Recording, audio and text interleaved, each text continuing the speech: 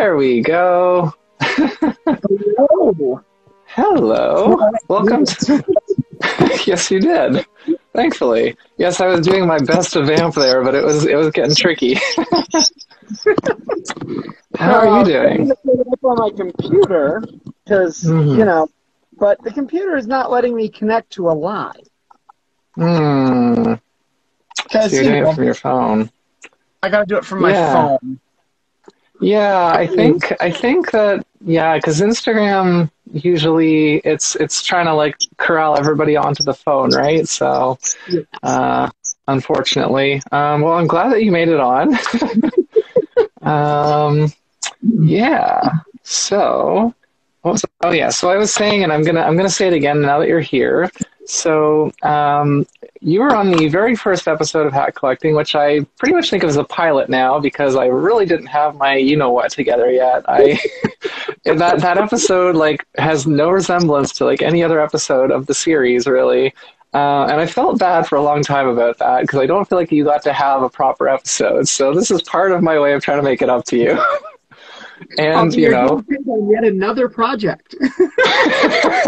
Well, see, the thing is, though, this time I'm actually organized. I sent you questions. I've got a whole setup going on here, so we're good. So that's a lot of so.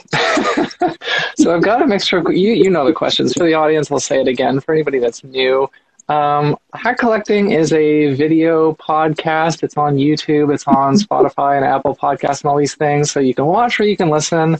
I ask every guest the same set of questions, which I send to them beforehand so they know what they're getting into. And we have a conversation, and I record it, and I put it out. What was that sound? Something just beeped. I don't know what it was. Something beeped somewhere. I don't know what it was. I'm just going to cross my fingers that wasn't anything important. Oh, yes. Yes. So normally we end the show by wearing hats, and this time I was like, you know what? We'll start the show wearing hats this time. We'll see how that goes. How has your day been, Jen? Yeah, it's just not. Yeah. Well, we're here now. This is the fun part. We can let loose. Don't worry too much about it. Intro. Okay, so I was gonna let you introduce yourself because I figured it'd be easier this time. So why don't you tell the people who you are and what you do? I am Gen Giggles. I am kind of still on Instagram, still posting. I haven't been as lately. The global panini has really messed with everything. I'm still around, and I'm definitely still active in different places. You can find me on the Transverse currently. I am. I've joined their staff and stuff there. So before we make it, I won't make any plugs now. We'll do that later. But I'm on the Transverse, and then otherwise, I'm thinking I might start using my TikTok. I'm not entirely sure. Otherwise, I'm posting here. I am an active HR professional in my day job, at least most of the time. And And you're a writer as well. I am a poet and writer. Yes, I do poetry. That was, I haven't posted it up yet, but I got some stuff from prior publications that once they cross the 1 year line, I need to put onto my blog. Actually, one of those is well over a year now. It's 2. I haven't put it up. I need to put that one up. So, give it a regular publication, or link to it from if it's, remains forever online, a link to it from my website instead, from mine, so. But otherwise, I have been very, very out there. And then we'll I'll read you the land acknowledgement. So hello to the viewers. I see we have a couple of people watching. Feel free to post any questions in the chat. That's what it's there for. We will answer them. If it's not too busy, we can answer them. I'm going to read you my land acknowledgement really quickly. I'm here in Toronto, Ontario, Canada. Toronto, or Tekaronto, is located on the traditional unceded territory of the Mississaugas of the New Credit First Nation, the Huron-Wendat, the Haudenosaunee Confederacy, and the Anishinaabe. This is a dish with one spoon treaty territory, and we are uninvited visitors on this land. To learn more about the Indigenous or Native peoples of where you live or where you grew up, you can go to native-land.ca. So, Jen, the first question I'm going to ask you...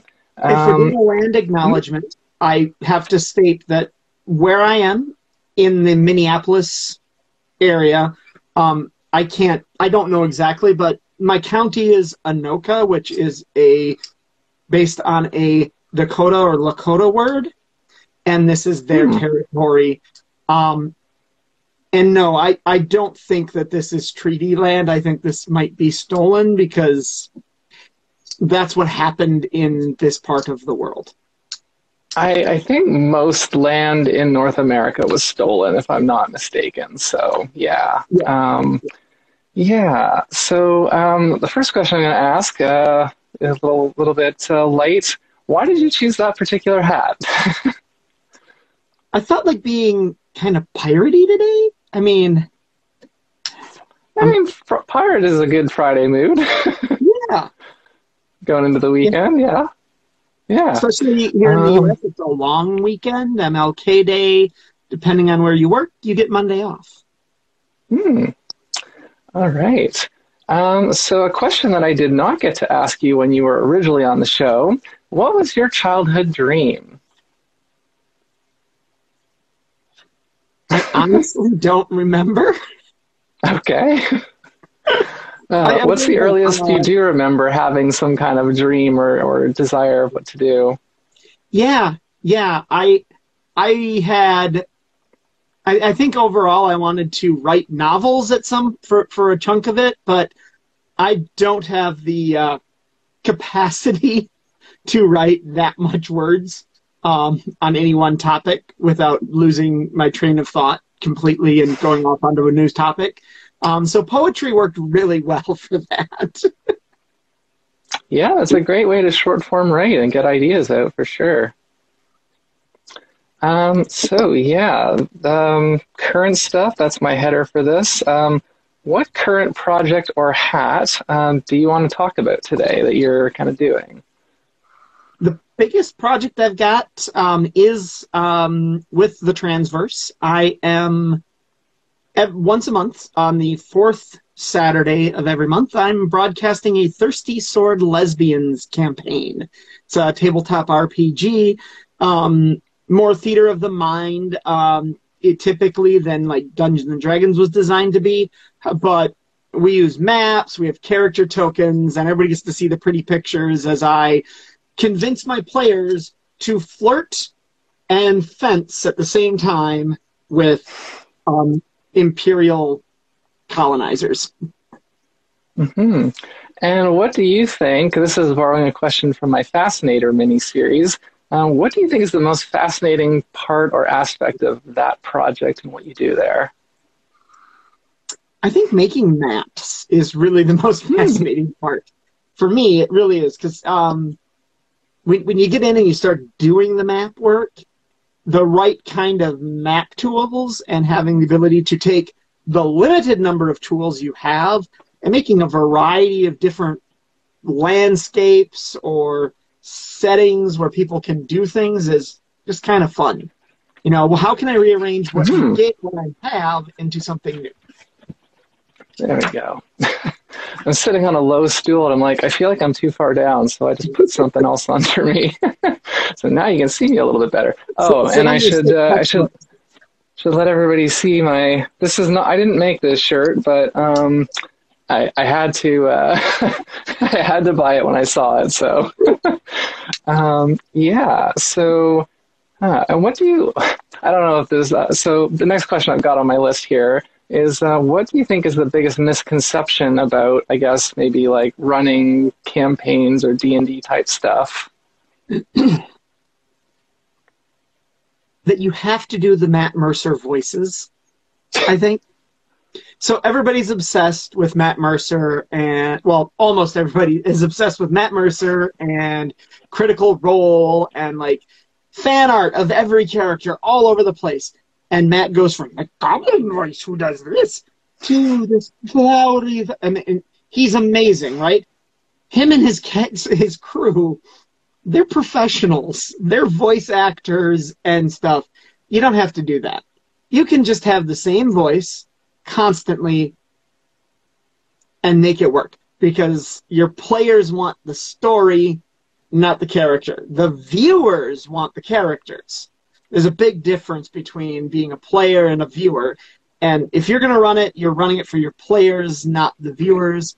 So you don't hear me doing a lot of voices on my show, because I don't do voices. I can do voices. I just don't do voices because I forget which voice goes with which character. Mm-hmm. Do you want to keep the hats on, or do you want to abandon the hats? I can abandon the hat because it's a little small. This particular. Okay. I'll answer the question I asked you. So I chose this hat because this is a sparkly light purple hat. It's very on brand for my colors, and it's got this sticker on it that says Softy, which I kind of like because I'm a big softy myself. So I feel like that's a good simple little hat that I can wear, and it's on brand and all that. So yeah. So okay. I had Donald Duck on in my last episode with you, and now I've had a pirate, and you'll have to get me on again to see a different hat. I've got a few more. Well, I mean, so Billy, who you know, who's been on, she's been on both the main show and a Fascinator, and she wants to do one of these too. So she might be the first one to do an actual hat trick of 3 separate appearances on hat collecting. There you go. So you'd maybe be next in line for that. I might. We'll have to see if you can get me onto the Fascinators at some point. Yeah, I was thinking about that today. I'm like, I should ask Jen if there's something that she could do a Fascinator about. I probably can. I have been. I would have. It's not going to happen anytime soon. I've got remodeling going on in my house because I have to go move somebody in. We're moving in a renter. Mm-hmm. Okay. So I'm going to do the, again, this wasn't part of the show when you were on, but for a while and I still do, it's now on the bonus episode. So people are watching are not familiar. Hat Collecting has a main show, which I call it, which is the one that goes out on YouTube and the podcast feed. And then there's bonus episodes, which are usually like another 10 to 15 minutes, and they go out on Patreon only. And on there, I've got some more questions that are a little bit more light and fun, and a couple of games that I've added, and we're going to do those today as well. Oh my! Yes, yeah. Oh, they're simple. It's really easy. But what I do on the bonus episode now is I say, hey, guest, what would you like to ask me? What's a question that you would like to ask me? Put me on the spot. What's it like having changed locations, but I'm still in this same basement? I have actually been, this is my 3rd apartment since I started, yeah. It's not fun, but this room, I've made this room like kind of a nice little home, a nice little studio. I wish I could show you, but my phone is on like a mount, so if I move it, it's going to like mess things up, but yeah, I keep adding things. I've got these curtains that are purple and white, and so it's like I can sit in front of them, and it's like I'm sitting outside in front of a window, which I think is kind of fun. And I just got a new desk, which is going really well so far. Yeah, my last apartment was tiny, and it was frustrating. I did the best I could with it, but I think just always, whenever change happens, I just have to roll with it and make it work. So, yeah. Yeah. I get that. Yeah. I'm going to have to go rake the roof because it's snowing here, so. Yeah, it's very cold here, but it's not snowing as far as I know right now. Yeah, okay. So, let's see here. So, yeah, we can either kind of do like free talk for a bit, or we can do the games. What do you feel like doing? I don't know. We could do the game. Well, let's do a game. You've got them here. Word association is a game. Ooh. Yes. Yes, this might be tricky because I think there's a little bit of a delay, but yeah, I've picked out a few words here, and I can shoot them at you, or put them your way, and whatever kind of first comes to your mind. So Okay. the first word is hat. Cat. Really? Okay, Cat. that's I mean, fine. And there's no wrong answers. So let's see here. You're wearing, what color is that hoodie you're wearing? Is that just a black hoodie? it's gray. Dark. It's a darker Okay. gray. Yeah. Okay. So the next word is gray.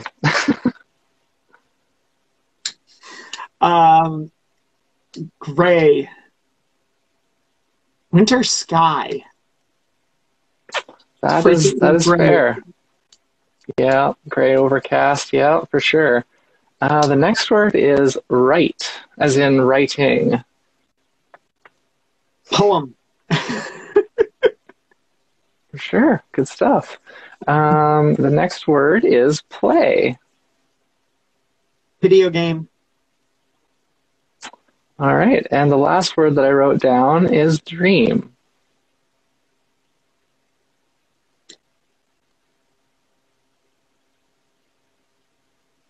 Forgotten. That's often true too, yes. I don't remember them on a day-to-day basis either. Yeah, I often don't remember them unless I wake up like during them. If I like, I don't remember the ones from the middle of the night, but I know that I have them. Yeah, so that's a fun little game that we do on the bonus episode now. That just kind of, just because like we've already talked for an hour at that point, or an hour plus, and so it's like, okay, let's not make you think hard anymore. Well, not really. But yeah, we can do the other game if you want to do that, or yeah, we could. I mean, like, this is the thing. The idea with this is that it's just free flowing, and we can talk, or we can keep on the structure or whatever. Well, I mean, the last time you were in here, the place was even worse of a mess. I've been cleaning because we've gotten on it, but I moved a bunch of my manga to a new bookshelf. I got a new bookshelf that had some fiction and business books on it, and then I have this pin board that I have been building. That's new. That started last year after after we did our first interview. So, yeah. Like I said, I would show you. I would show more of my studio, but it is not presentable right now. I'm sitting in one corner right now, and because like I've got like, this is the thing. So this is what I do, and I showed my roommate this the other day. I'm like, this wall here is like the kind of streaming and recording the show wall because it's got my banners. And then the wall over here is the one with the curtain things. So that's the one I've recorded like TikToks and Reels and things on, or take selfies. And then over there is my workstation where I've currently got the show recording in OBS. So I can edit it later and put it out on YouTube. And yeah, and then the other corner, the opposite corner of the room here is dresser and shelf and miscellaneous stuff. Yeah. I mean, it's a mess still, but I did add in a room divider with a chunk of green fabric on it to make a cheap, homemade green screen. Yeah, I have a green screen, but I haven't got an easy way to like put it up, so I haven't actually used it yet. Yeah, the room divider was great. It's not perfect because it's got a really wide base for its feet. But it was like $70 at IKEA, so it was kind of hard to turn down. But, yeah, no, that's, yeah. My current desk and my former desk were both from IKEA. But yeah, keep things very simple. Yeah, no, you have to keep things very simple though, because I have not been able to afford to live in big apartments for a while. Because living in Toronto, it's not cheap.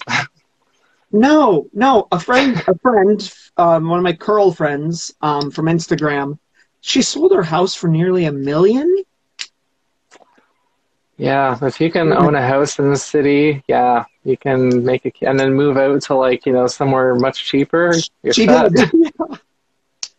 Yeah, her and her husband moved out much cheaper, and like they bought the house for less than 500. Yeah. No, my mom just moved a couple of years ago. She stayed in the same city. She's not in Toronto, but she moved within the same city. I think she was telling me that she sold her house for like 3 times as much as she bought it for, but she lived there for like 20 plus years. So, yeah. Yeah. And like, yeah, she's told me that whenever, yeah, there's apparently some inheritance possibly coming my way, but not for a long time. I'm like, oh, maybe when I get that, I can afford a house, because it ain't happening otherwise. Okay, in 20, 25 years, I'll be able to pay for a house. So I just got to survive until then, and hope global warming doesn't take me out. Yeah. Why are all millennials, polyamorous? It takes 7 of us to buy a house nowadays. Yeah. Yeah, and we're I would say we're also a little bit more open-minded and progressive than the previous generation. Oh, definitely. It's a great joke. I know, but it's like, oh, hey, I can actually add something to this kind of. You can. It definitely fits. Well, like polyamory is interesting because like when I first like learned of it, it was like, oh no, I couldn't do that. And then 10 years later, it's like I'm not technically. I mean, I sort of am, but sort of not. I don't know if that makes any sense. You like philosophically, you can be polyamorous and single. A friend is polyamorous and single. They broke up with their previous partner, and now they are single, but they are definitely poly and open to more.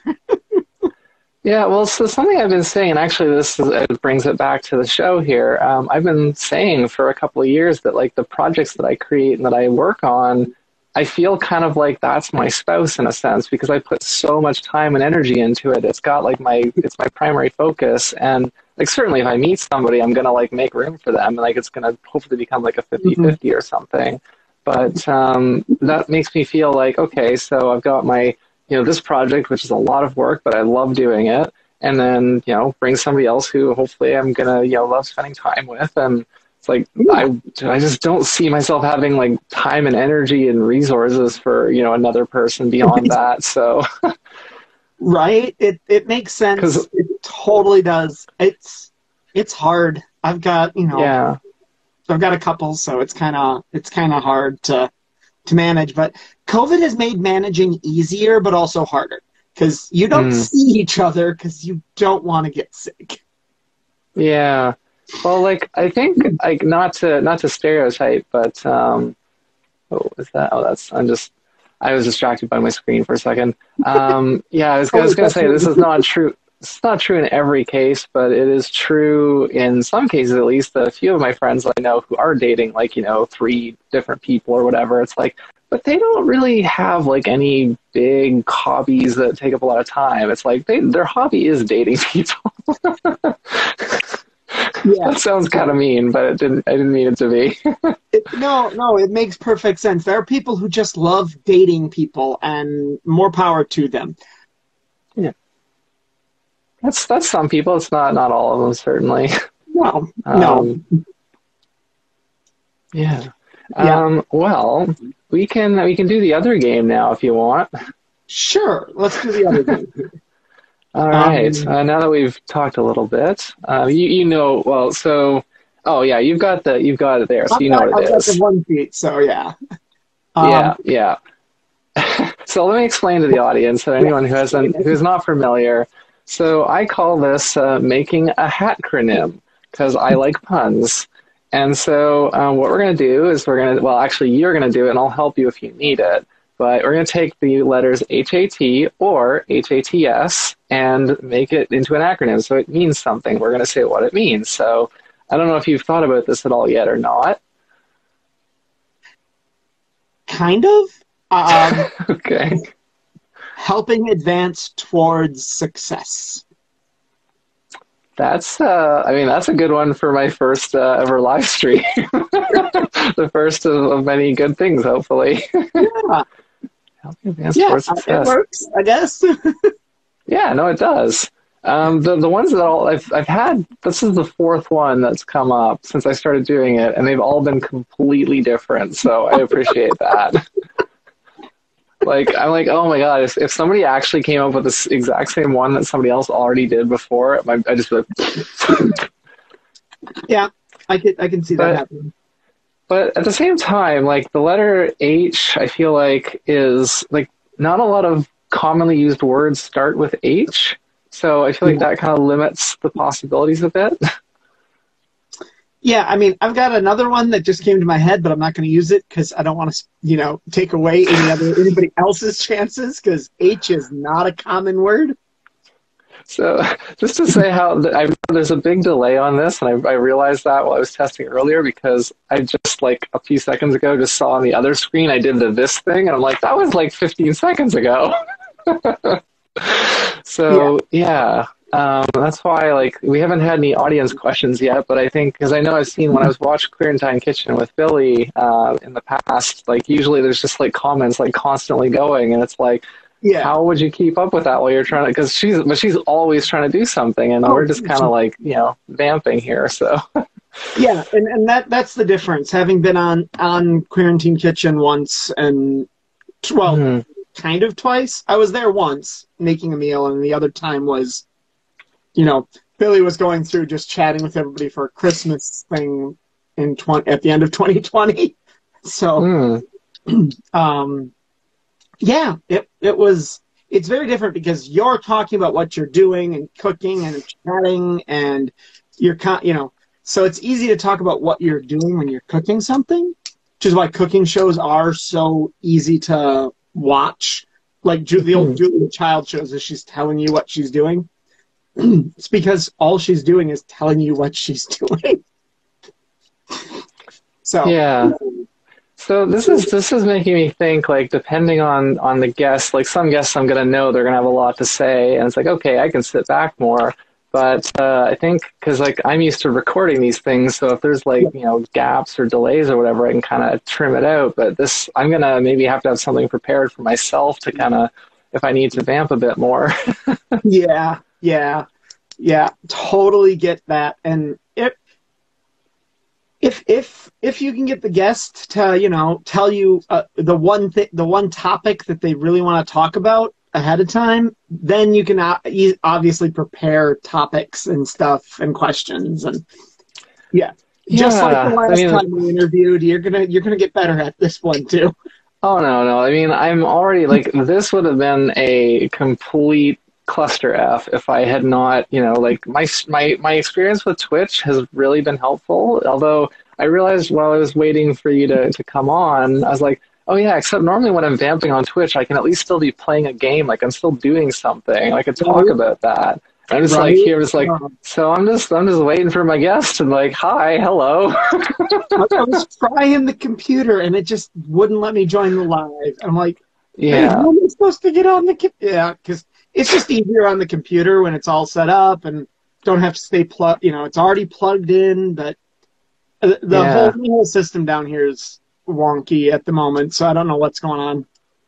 So I just had an idea, and I guess you're going to get some unofficial credit for this. Something that I've thought about doing on the show before, and it just hasn't been incorporated yet, is like a show and tell type aspect. And I just thought, hey, I could do that myself. If I need to vamp, I can have things to show and talk about. Yep. So that's something to note for next time. Yeah, just a little extra something just in case. Yeah. I'm going to make a quick little note, and then I'm going to take you up on that whole what you're going to geek out about thing, because that is another part of the bonus episode. But so speaking of hats, a new hat sort of that I just did or wore today. I've been wanting to learn to sew for many, many years, like to be able to like mend clothes or do alterations. And today, like I have my winter blanket here was started, like the seam on the one edge was giving, and it was like slowly unraveling. I was like, okay, this is not going to last for the next, 2.5 months into the end of winter. So I borrowed a sewing kit from my roommate, and while I was waiting for the last 45 minutes before this, I was like sitting there very patiently, and I was actually, Yeah. and I don't know if it's going to hold, but I did it, and we'll see what happens. But I'm like, hey, I sewed something. You started. Yeah. You took a chance. Yeah. Now it's just figuring out what you did right and what you did wrong if something goes wrong. Well, I sort of had a sense in theory of like how it's supposed to work. Like I know you're supposed to, it has to go kind of like a weave, and then like you have to, so what I did is I went all the way across, and I'm like, okay, if I just like tie it off like this now, it's not going to hold. So I had to go back across, and then I went back across again. So like it's like reinforced-ish. Very sturdy, yeah. Yeah. But it's not like the holes are not super close together. They're probably about like an inch apart each. So again, we'll see if it lasts or not. If I might have to just like maybe staple it or something in a pinch. But when you're, I don't happen to have my sewing stuff here, but when you take your needle, we'll use the pen. I'll back up a little bit. When you take your needle and you assume there's thread on it, you go and you have your split, right? Mm-hmm. You want to come in, loop out, go between the two pieces of thread, and then you go across, and you want to come across, but you want to stay inside the fabric. So if it's got the seam, it's folded over. So you want to only basically catch the inside of the seam, and you want to do that really tightly. So you might be like out here stitching like this at first, and then when you get to the end, it's kind of like, okay, do I get my tweezers out and help or what? So, to try and do that. I know how. I can't do it. I just know how. Yeah, well, I mean, this is like I've sewn things. I mean, I've done this kind of thing before where I've had like a small, like usually it's like a shirt and the one seam, and it's like, okay, I'll just do a very, very basic, or like I had a coat once that had that, and I just kind of fixed it a little bit, but because I can't really take a blanket to a tailor because I need this blanket right now, otherwise I would. But yeah, I was just kind of proud of myself. Like, hey, I've got like 45 minutes to kill, and I need to do this, so let's do it. I mean, it's cool. Sewing is hard for me. But yeah, sewing's wonderful skill to have, even if you don't use it very often. Yeah. So, what would you like to geek out about? Well, geek out about. Or just what would you like to talk about, I guess, is a better question. Right now, I have been watching the Netflix remake of Shaman King. Okay. I'm not familiar, but go ahead.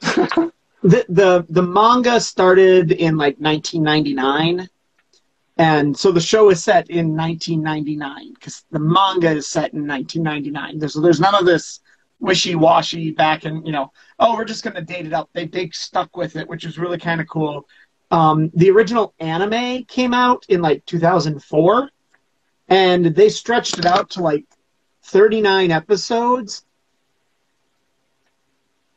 And they're not even like, they get maybe halfway through the story at that point, and they just stop. There's no second season. There's no continuation. The anime apparently wasn't popular enough to keep going, but someone at Netflix said, I really loved this manga and the anime, and we need to remake it. And it's been really, really enjoyable to see the full story start going, as opposed to, here's this not a tournament thing that we never got to. We told you it would happen, but then we canceled and said it's not going to happen. And yeah, the whole story's happening. It's fascinating. It's being released in weird parts. And so instead of like seasons, it was like the first 15 episodes came out. And then they released another 10. And then now they've released another like 14 episodes. All technically season 1. It's up through episode 39. And I'm like, the story is way beyond where the original anime ended. So it's really kind of cool and fun. And I'm enjoying watching it because it's good. It's entertaining. It's not, Dragon Ball Z where they're, pooping for 30 minutes, at a time. Yeah. I love Dragon Ball. It's a great story, but when you spend 30-some minutes of people grunting and talking at each other rather than having the fight happen, that's a trope of anime, though, isn't it? It's because of Dragon Ball that's the trope. It really is. Okay. That's why. Okay. This one show created all these problems. And it is better. Like they've done a remake of Dragon Ball Z and Dragon Ball, and it's like it's about the same. But I mean, the guy is so rich after making this. I don't know why. Of course, he would say yes. Oh, you guys are gonna bring me even more money? Sure, why not? But now the Shaman King show, which did the Dragon Ball trope. So like in the old anime. Oh, we're going to spend 2 episodes on this fight. They spend 15 minutes on the fight in the new series. So instead of stretching it out across like 2 25-minute episodes and spending 35, 40 minutes on a fight, the fight's 15 minutes. That's it. It's done. And it's like, oh, the pacing is better. The storytelling is keeping up with modern mentality without changing the plot. So it's kind of cool to see that happening and see retellings, redoing of an old show in a non-tropey way, in a way that subverts the old anime issues that it had. So sounds good. Yeah, admittedly, I don't have a lot of. I mean, my stepbrother was really into anime, and he would like watch it. And so when I was like waiting for my turn with the TV, I would kind of catch some of it. So I ended up. I think actually no. So a Neon Genesis Evangelion is one that I'm a bit familiar with. I don't think I've actually seen the entire series, but that's not a great one to be familiar with. Okay. It's big giant robots, gore, and weirdly incestuous relationships that you don't know are incestuous until the last, 3 or 4 episodes. The show is just messed up in every way possible. Don't watch it. Skip it. Skip the movies. Fuck Ava. It's done. It's old, it's had, and we don't want it.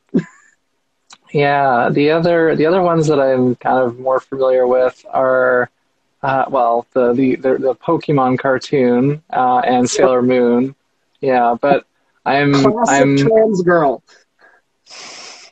Well, see, I think it was like I don't even remember why I mean, I know why I got into Pokemon because it's super easy for kids to like, but I don't remember because I've kind of talked about this before and written about it, how I didn't have any inkling whatsoever for a long time. There was no kind of creeping doubt or anything until I was in my mid-20s. So I can't really look at stuff from my childhood the same way of oh yeah, that was a sign, because I wasn't, because I've heard so many trans women say that they watch this and just I identify so much with this character, and I was just I just think this is a cool show. and it's so weird because we're all so different, and I watched Sailor Moon, I got it, but it wasn't my favorite of that kind of show. Honestly, Utena, Revolutionary Girl Utena, was more for me. But then again, I'm I'm the anime watching trans girl. I mean, I'm kind of a stereotype in some ways, but. So yeah, actually, on a somewhat related note, all right, I don't know. Do you know Madame Vanessa? Are you familiar? Madame Vanessa? Yeah, she's on here and on Twitch and Twitter as well. The only Vanessa I know off the top of my head is Vanessa Hoskins. No, it's Vanessa. Oh, Vanessa? No. Yeah. No. Okay.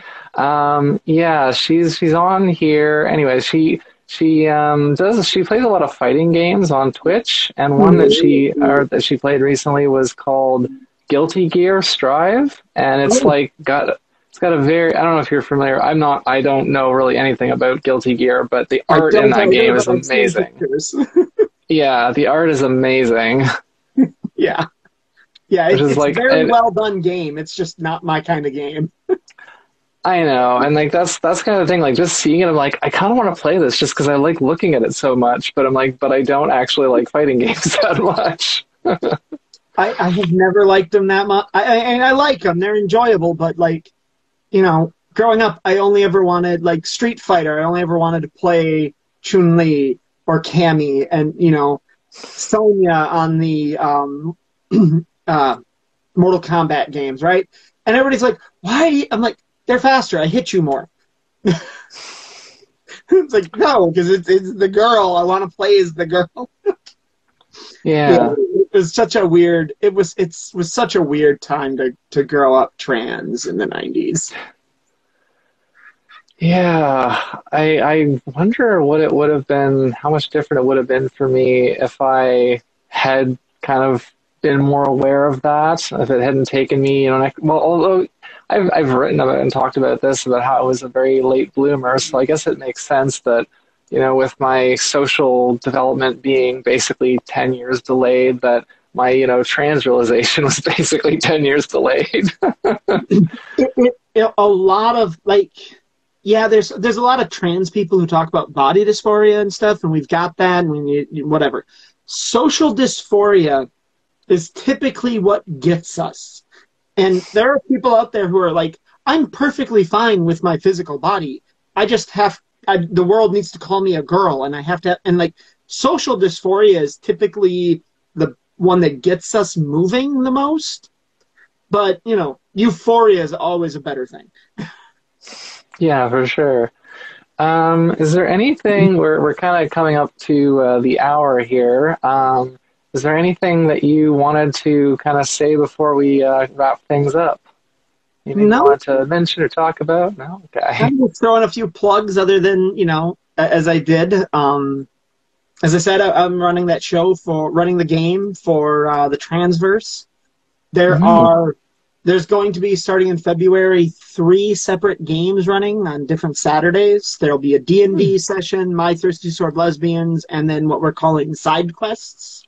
It's changing every month. We've done board games. We've done Super Space Marines, I think is what it was called, or Space Marines. Super strong, super amazing people out trying to help the galaxy. But what happens? If you succeed too well, you cause as much or more damage as you do when you fail. Interesting. I wasn't part of the game. I'm not usually one of the side quest runners. But in April, I will be running I will be running a side quest game using the Coyote and Crow system. It's a new system for a new game created by Native First Nations, the original peoples of North America, in an alternate universe where another meteorite hit Earth on just north of Europe in like the North Sea area, or upper parts of like Denmark area, before colonization happened in North America, resulting in a very different development. Think cyberpunk without the punk aspect. So there's no evil corporation to beat up. There's other things going on and a lot of different stuff in the world, but there's no evil corporation problem like you see in cyberpunk. So. All right. Well, why don't you I guess share your other plugs for the audience, where else people can find you. Yeah, Instagram at Gen_Giggles. That's GEN_Giggles, because even if it doesn't alliterate verbally, it does when you write it down. And you'll find me on you'll find me on Twitter. Not that I ever post. Otherwise, you'll find me on TikTok, where I may or may not be utilizing that too. Depends on how much stuff I've got going on. So TikTok, anything beyond the transverse right now is kind of a bonus if I actually get around to it. Do you have like a official blog or website or anything? My blog is my poetry blog. It's linked in my bio here on Instagram. Okay. So everything's linked there. I've got a Ko-fi. If you really liked me, give me a tip. Yeah. Yeah. So basically, that's all it is. Yeah, no, I'm on the Ko-fi. I'm on so many of those things. I'm just like, I'm going to be everywhere. People can't miss me that way.